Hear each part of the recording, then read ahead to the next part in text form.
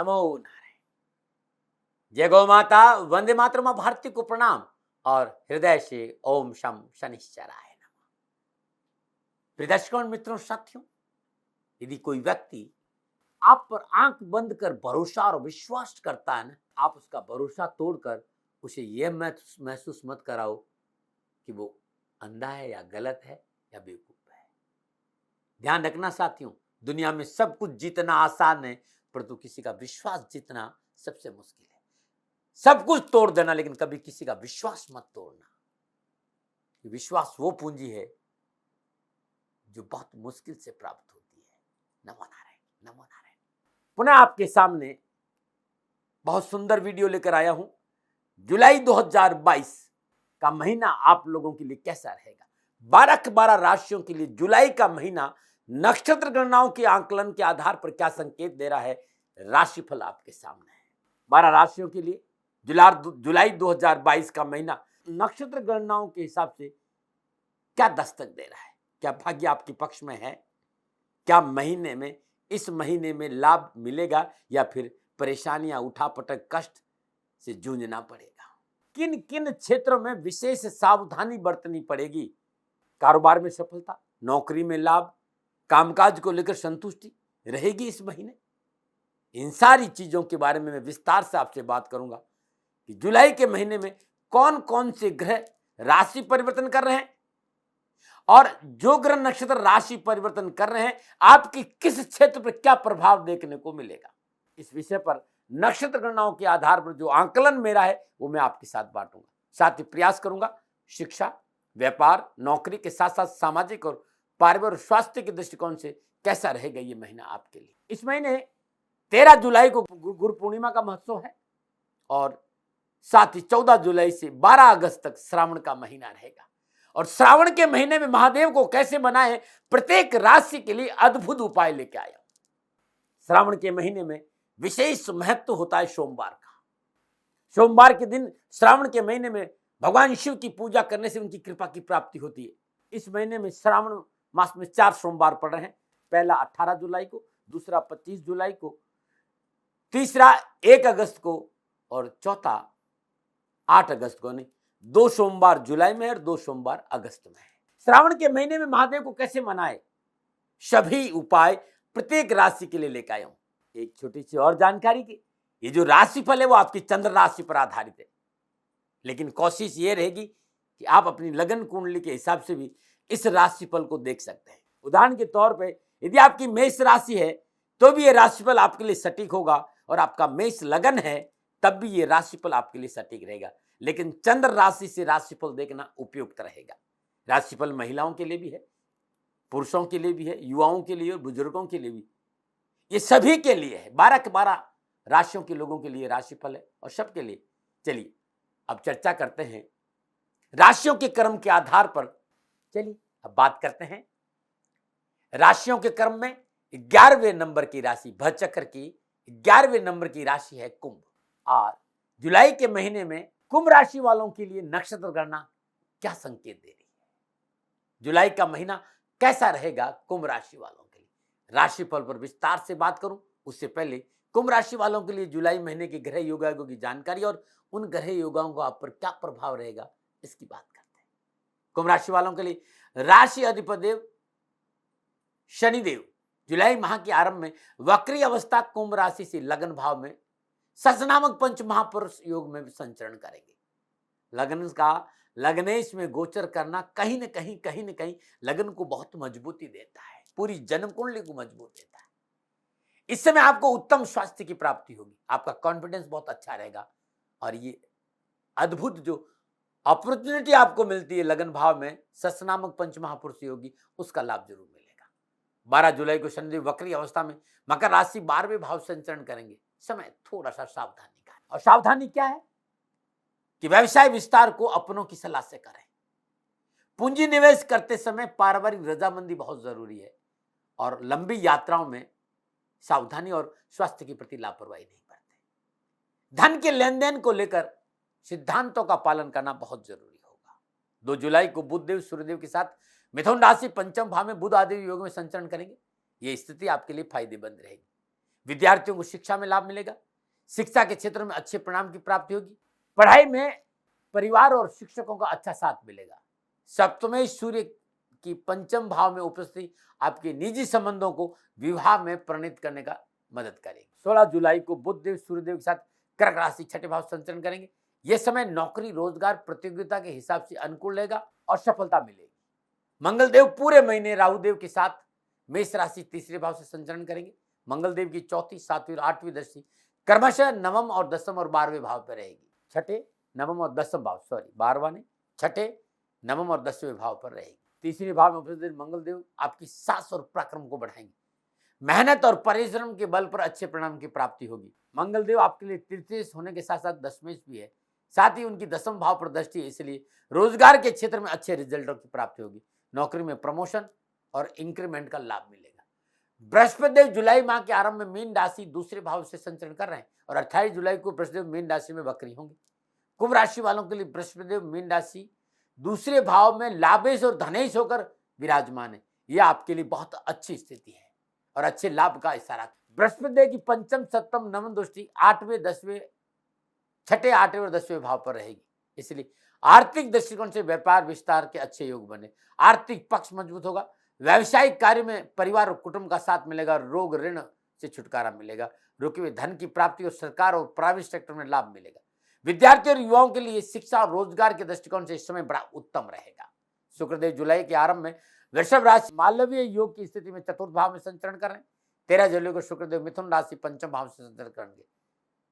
पंचम भाव में संचरण और चतुर्थ भाव में संचरण दोनों ही स्थितियां शुक्रदेव आपको लाभ देंगे। सुख संपत्ति वैभव में वृद्धि होगी। लग्जरियस लाइफ का आनंद उठाएंगे। शुक्रदेव शुक्रेश के साथ साथ आपके भाग्य भाव के स्वामी भी है। भाग्य हमेशा आपके पक्ष में रहेगा और भाग्य से सुख की प्राप्ति होगी। रोजगार के क्षेत्र में अच्छा लाभ मिलेगा। भूमि और वाहन प्राप्ति का योग भी है। 13 जुलाई के बाद युवा और विद्यार्थियों को मेहनत का शुभ परिणाम प्राप्त होगा। समय अविवाहितों के लिए भी खुशियों का संदेश लेकर आ रहा है। केतुदेव तुला राशि नवम भाव में संचरण करेंगे और केतुदेव के नवम भाव की उपस्थिति आपके भाग्य को बल मिलेगा। धर्म कर्म में रुचि बढ़ेगी और यात्राओं का लाभ मिलेगा। ये मोटा मोटा कुंभ राशि वालों का था। कुंभ राशि वालों के लिए अब जुलाई माह में शिक्षा को लेकर, कामकाज को लेकर, व्यवसाय को लेकर, नौकरी को लेकर, धन को लेकर, पारिवारिक स्वास्थ्य को लेकर क्या प्रभाव डालेंगे नक्षत्र गणना और श्रावण के महीने में कुंभ राशि वाले लोग महादेव को कैसे मनाएं, इस विषय पर आ रहा हूं। सबसे पहले विद्यार्थी और युवाओं की चर्चा। विद्यार्थी और युवाओं के लिए जुलाई के महीने में पंचम भाव में स्वराशि मिथुन में बुध देव और सूर्यदेव की उपस्थिति एजुकेशन और कैरियर को लेकर मनोनुकूल सफलता का संकेत दे रही है। यह महीना सामान्य तौर पर लाभ और सफलता के अच्छे अवसर आपको देगा। पढ़ाई में मेहनत का लाभ फल मिलेगा, परंतु सफलता के लिए इस महीने परिश्रम में थोड़ी सी बढ़ोतरी करनी पड़ेगी। सफलता तो मिली, लेकिन और थोड़ा सा परिश्रम करें तो और अच्छे लाभ मिलेंगे। इस महीने यदि आप अपने पूर्व में किसी अध्यापक की मदद ले तो परीक्षा परिणाम बड़े अच्छे रहेंगे। यदि आप कोई प्रतियोगिता दे रहे हैं, कोई परीक्षा दे रहे हैं या कोई ऐसा कंपटीशन है या फिर कोई उच्च शिक्षा है, तो पुराने शिक्षक आपको लाभ अच्छे देंगे। युवा वर्ग के लिए यह महीना ठीक रहेगा। आपको इस महीने जो धन अभाव की परेशानी थी उससे मुक्ति मिलेगी और रोजगार के साधन उपलब्ध होंगे। कैरियर में आ रही अनावश्यक बाधाओं से छुटकारा मिलेगा। उच्च शिक्षा के क्षेत्र में व्यवधान जो है उससे पीछा छूटेगा और प्रतियोगी परीक्षा में सफलता की जो मेहनत है, परिश्रम है, वो अच्छा रहेगा। बस योग्य व्यक्ति का मार्गदर्शन जरूर ले लेना। न मना रहे कामकाज को लेकर, व्यवसाय को लेकर, आर्थिक दृष्टिकोण को लेकर कुंभ राशि वालों के लिए जुलाई का महीना अच्छे लाभ का संकेत दे रहा है। धन भाव यानी दूसरे भाव में बृहस्पति देव का संचरण आर्थिक पक्ष में सुदृढ़ता का लाभ का संकेत दे रहा है। कार्य क्षेत्र में आपकी पसंद और क्षमता के अनुसार वातावरण मिलेगा। इस कारण कार्य गति में तेजी आएगी। कारोबार में आ रही अनावश्यक बाधाओं और परेशानियों में से कमी और मुक्ति मिलेगी। वरिष्ठ अधिकारी और सहकर्मियों का तालमेल अच्छा रहेगा। व्यवसाय में लाभ मिलेगा। जुलाई का महीना आमदनी के दृष्टिकोण से अच्छा रहेगा। पुराने आय के स्रोत लाभ देंगे। आय के मनोनुकूल नए स्रोतों की वजह से व्यवसाय में आर्थिक सुदृढ़ता और मजबूती आएगी। शनिदेव स्वराशि कुंभ राशि में वक्री अवस्था में लगन भाव में संचरण कर 12 जुलाई से वक्री अवस्था मकर राशि में 12वें भाव में आएंगे। आय संबंधी मसले आपके लिए मनोनुकूल नए कारोबारी संबंध बनेंगे। चतुर्थ भाव में विराजमान स्वराशि वृषभ में शुक्रदेव का संचरण सप्तम पूर्ण दसम भाव पर तकनीकी क्षेत्र में लाभ का प्रबल संकेत। इस समय यदि आप अपने संयम और धैर्य से काम किया और खाली काम पर ध्यान दिया तो व्यवसाय में मनोनुकूल उन्नति और अच्छे अवसर प्राप्त होंगे। धन भाव से जो धन का अभाव है उससे मुक्ति मिल जाएगी।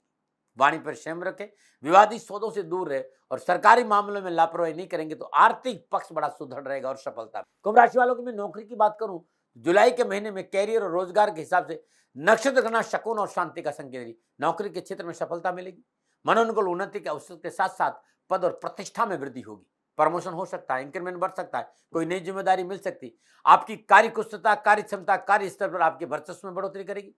उच्च अधिकारी आपसे प्रसन्न रहेंगे क्योंकि माह के आरंभ में दसम भाव में स्वामी मंगल देव स्वराशि मेष में विराजमान है और अपनी अष्टम दृष्टि से वृश्चिक राशि दसम भाव को देख रहे हैं। तो पंचम भाव में मिथुन राशि में सूर्यदेव और बुधदेव का बुधादित्य योग, इस सारी चीजों को मैं ध्यान से देखूं तो यदि आप बेरोजगार तो रोजगार मिलेगा और यदि आप नौकरी में है तो जॉब को लेकर भाग्यशाली रहेंगे, जॉब के नए ऑफर आपको प्राप्त होंगे।